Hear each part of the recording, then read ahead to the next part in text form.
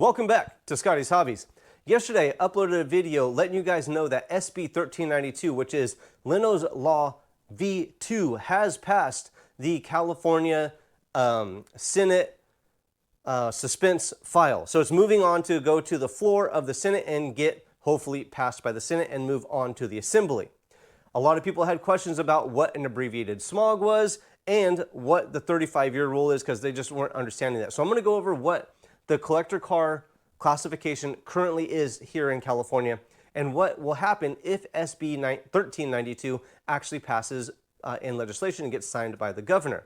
Before I get too far into this video, please hit that like button, subscribe, check out the video library for a ton of automotive helpful DIY videos and emissions deregulations videos, and please hit that subscribe button.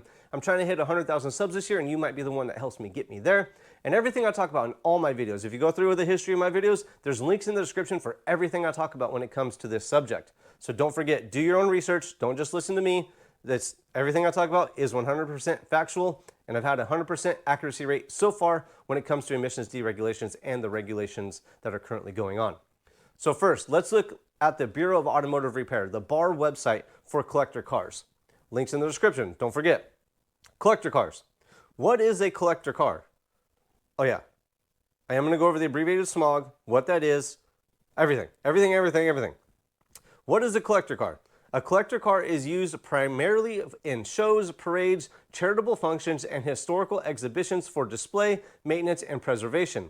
It cannot be a vehicle used primarily for transportation. That part is not going to change. When 1392 passes, it's going to be a vehicle that is not your primary vehicle. Are there any requirements to qualify a vehicle as a collector car? Yes. So here's where people start getting confused about the 35-year rule and everything. People are like, well, it's over 35. They just weren't understanding it. So that's why we're going over everything so you can understand it. Yes, the vehicle must be insured as a collector car and must meet the following requirements. First, the vehicle is at least 35 model years old. So that's a 1991 and older, I believe, right now.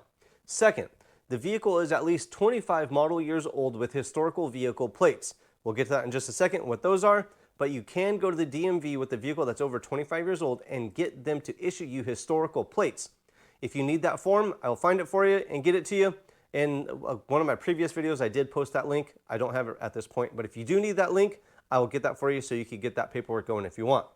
Third, the vehicle is classified as special interest or as a special interest vehicle. What is a historical vehicle license plate? A historical vehicle license plate is issued by the California Department of Motor Vehicles, DMV, to a vehicle of historical interest that was manufactured after 1922 and is at least 25 model years old. So if you need the link to get to the application to get historical plates, I'll get that for you. But this part might change with SB 1392, so stay tuned and I'll go over what the difference is going to be. What is a special interest vehicle? A special interest vehicle is one that is collected, preserved, restored, or maintained by a hobbyist. The vehicle must not be altered from the manufacturer's original specifications. What's going on out there? Okay. Can a specialty constructed vehicle qualify as a collector vehicle? No. A specially constructed vehicle is built for private use, not for resale, and is not constructed by a licensed manufacturer or remanufacturer. So if you have a specialty constructed vehicle, it cannot qualify under the collector car program at all. Can a gray market vehicle qualify as a collector car? That is a vehicle that's not meant for the United States. It was built for other countries, and here it is. No, a gray market vehicle is not manufactured to meet U.S. federal motor vehicle safety standards and or California emission standards, and is not intended by the manufacturer to be used or sold in the U.S. For more information on gray market vehicles, visit the California Air Resources Board Frequently Asked Questions page. Links in the description. Go over to this if you want to check that out. Click on that link and get all the information that you need. Do collector cars require a SMOG check? And this is yes. This is like the abbreviated SMOG. That's what's going to happen. Or later on, I'll explain to you what the abbreviated SMOG is. But here we go. Collector cars that are model year 1976 and newer require a SMOG check and are eligible for an abbreviated inspection performed by the state referee.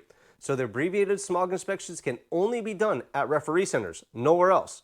So if you get the collector car classification and you do need the abbreviated smog inspection, you have to get it done at a referee center. All vehicles that are 1975 and older do not require a smog check. And if SB 1392 passes, that will stay the same. 75 and older is exempt from smog, and that is not going to change. So your vehicles out there that are older, owners of those vehicles, do not worry at all. Nothing is going to happen to those vehicles. Can any smog check station perform a smog check on a collector car? No. I already said that, but no. Smog check stations do not have the equipment necessary to perform the abbreviated inspection on a collector car. For this reason, the inspection must be performed by a state referee. Now, how are collector cars inspected? The referee will perform an abbreviated inspection. During the inspection, the referee will confirm that the vehicle meets the criteria for a collector car. That's the first thing. Second, confirm proof of insurance as a collector vehicle. There are a couple insurance companies out there, not all of them provide collector car insurance. And if you do have collector car insurance, or if you do know the collector car insurance companies, comment below, let other people know. I know one of them is Haggerty. One of my friends at work has collector car insurance on his Celica, and I forget the name of the insurance company he was using. I'll try to find that out though. But if you know a collector car insurance company, comment below. Let other people know. Third, perform a smog check, which includes the following: a test of tailpipe emissions, a functional test of the fuel cap, and a visual check for liquid leaks. Note, a collector car classified as a special interest vehicle will also be inspected to ensure it is unaltered from the manufacturer's original specifications. I'm going to go over in a minute what SB 1392 bar kind of breaks down what the abbreviated smog also includes, so stay tuned. I'll be getting to that in a moment. Now, what happens after the referee inspection? The referee will provide the vehicle owner a vehicle inspection report that shows the inspection results. If the vehicle passes the inspection, the referee will issue a certificate of compliance that is electronically sent to the DMV. If the vehicle fails inspection, the referee will inform the vehicle owner of any deficiencies and whether any emissions repairs are needed. So that's the current collector car classification. So if your vehicle does meet the requirements, if it's over 25 with the historical plate, or if it's older than 35 years old in general, you can qualify as a collector car. But at this time, biannually, you will need a abbreviated, is it biannually? Every other year, you still need your emissions inspection, but it will be an abbreviated smog inspection performed at a referee center. Now, if SB 1392 passes, this is going to be the changes. And for this, we're going to go over to another bar website. This is pending legislation or litigation, and it explains what's going to happen. So if we scroll down to SB 1392 Cortese Grove, written as of April 15th, 2026 and effective January 1st of 2027, if it passes, it redefines collector motor vehicle. So how we had the 25-year rule, the specialty constructed vehicle, was it specialty constructed? Let me get back over there. Special interest, sorry. So if SB 1392 passes, it's going to be only for vehicles that are 35 years and older. The specialty constructed and the 25-year is going to go out the window. Next, used primarily in shows, parades, charitable functions, and historical exhibitions for display, maintenance, and preservation. So this is not going to be, SB 1392 is not going to be for the everyday driving vehicle. It's only going to be for show vehicles, actual collector vehicles. And there's one more caveat that was added on yesterday during the suspense file meeting. In the video I posted yesterday, they did mention something else that's not on here, but I'm going to get to that in a moment too. The vehicle insured as a collector motor vehicle, oops, I forgot one. Not used as the owner's primary mode of transportation. That's the third one. Now fourth, insured as a collector motor vehicle with proof of insurance submitted to the DMV at the time of registration. Now, as a result of this revised definition, a vehicle would no longer be required to be owned by a collector as defined in Vehicle Code Section 5051 And also, submission of proof of the vehicle is insured as a collector motor vehicle would still be required by regulation of the Bureau. This requirement remains unchanged in both Health and Safety Code and section blah, blah, blah. Moving on. Exempt collector motor vehicles manufactured before 1981 model year for smog inspection. Biannual inspection only. So it'll exempt the 1981 and older vehicles at this time from needing the biannual smog inspection. That's if 1392 passes. Beginning January 1st, 2028, extended the exemption by one model year for 5 years, with the final extension ending with model year 1985 vehicles on January 1st of 2032. So starting in 2028, every year moving forward, the exemption will move up 1 year. So in 2028, it'll move to the 1982, 29, the 1983, and so on, up until we get to 1985 in the year 2032. You guys, I was doing the editing, as you can see. I was doing pretty good, but this last bullet point I butchered, so I had to come out here and refilm it for you guys. Let's look at this last bullet point.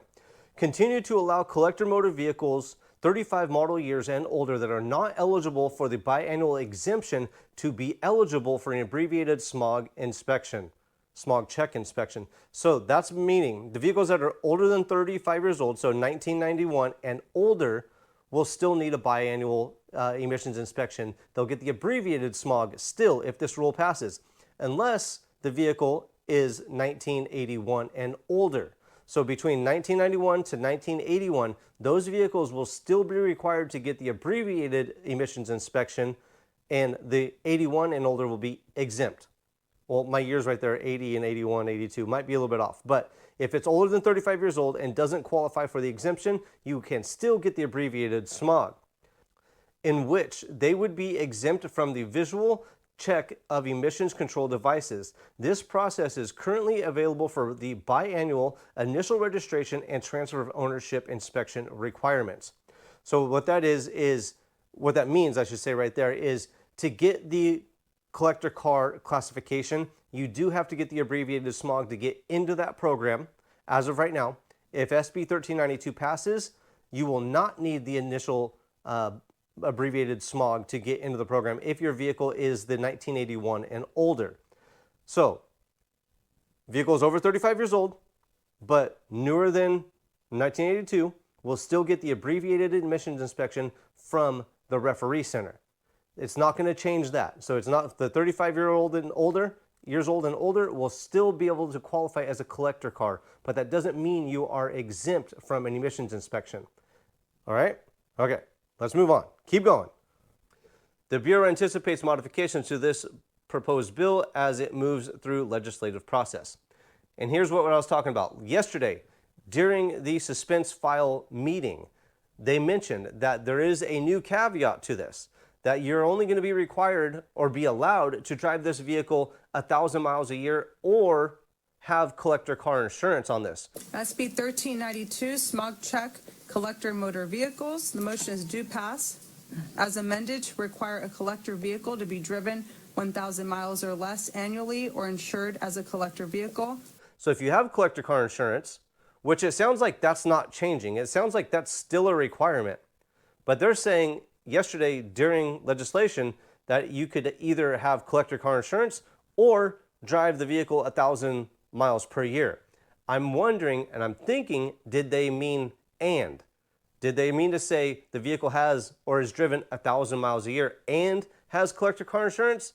I'm not sure if they messed up on the verbiage on that, if they said the wrong word, but I am going to keep you guys updated on everything. But that's the breakdown of what is going on right now with the current collector car classification and what could change with SB 1392. If you have any questions, comment below. I'll do my best to get this going or to explain it to you so that it makes sense. I know a lot of people had questions and a lot of people were thinking I was misunderstanding, but I suck at explaining stuff sometimes. I do my best to give you guys the information that's actual factual and like explain it clearly, but I'm just getting into all this talking stuff. I fix stuff for a living. I'm good at fixing stuff. I'm getting better at explaining stuff. So if you have any questions, comment below. I'll do my best to either answer the question for you or lead you in the direction to get the proper answer. Now, if this video helped you out, even if it didn't, hit that like button. Make sure, hit the subscribe button. Trying to get those 100,000 subs this year, and you guys really are helping me get there, and I appreciate each and every one of you guys watching. I'll see you guys on the next, hopefully helpful video.